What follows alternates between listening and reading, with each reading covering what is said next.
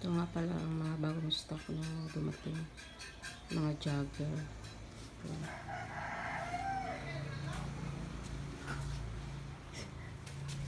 Tsaka ito yung mga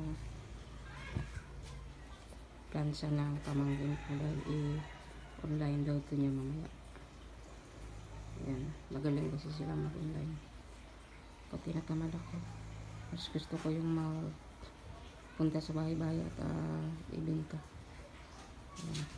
Ayan, nagbabantay yung aso. Ayan, pamangkin ko natutulog. Ito nga pala ang mga bagong stock na dumating. Mga jogger. Ayan.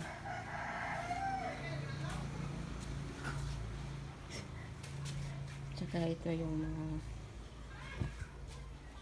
plansa ng pamangkin ko dahil online daw ito